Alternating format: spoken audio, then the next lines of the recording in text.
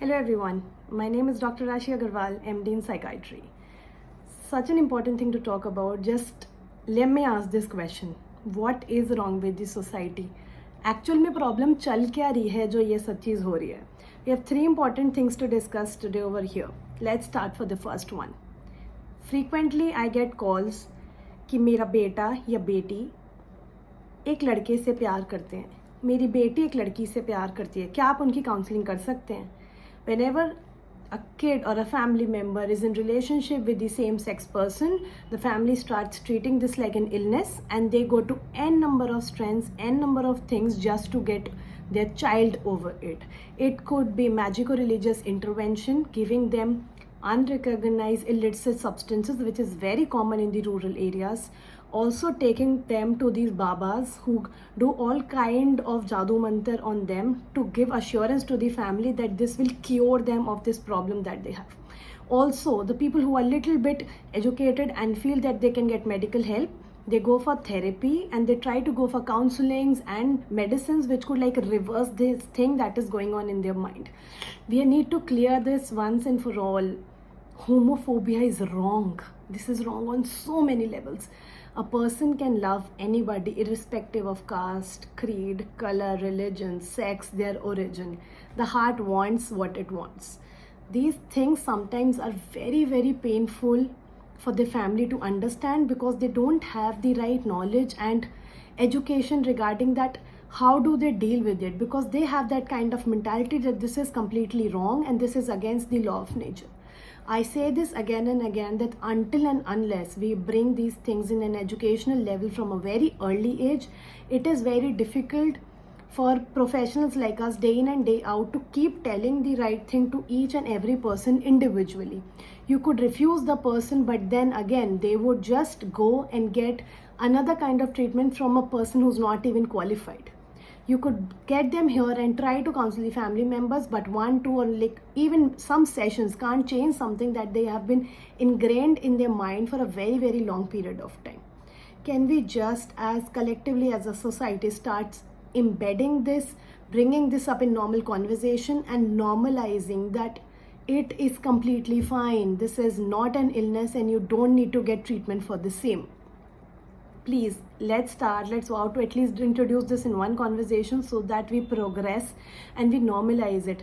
I can't even imagine to feel that what goes on with the person whose family is after them or to get this cure for their disease that they don't even have.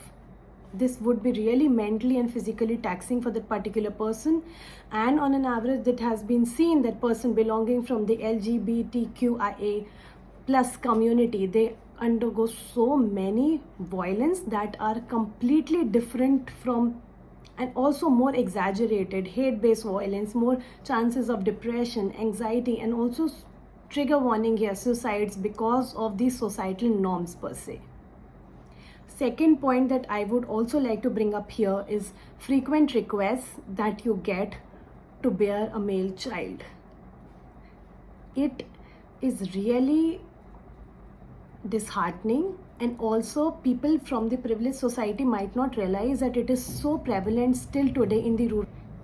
Can we somehow start the conversation, give people examples and make them realize that in today's world, or even like in the past, just because of decreased opportunities women were given, it was not possible for them to go out and support their parents to n number of levels that they wished that they could.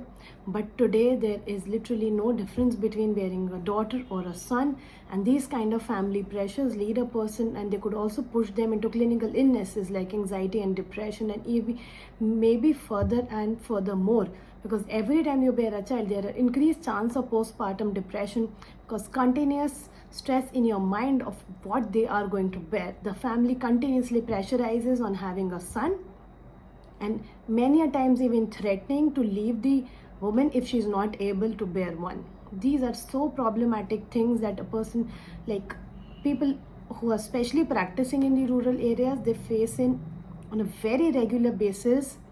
But I and people like me telling 2-3 people, this would not change the scenario around until we start the conversation and spread this word.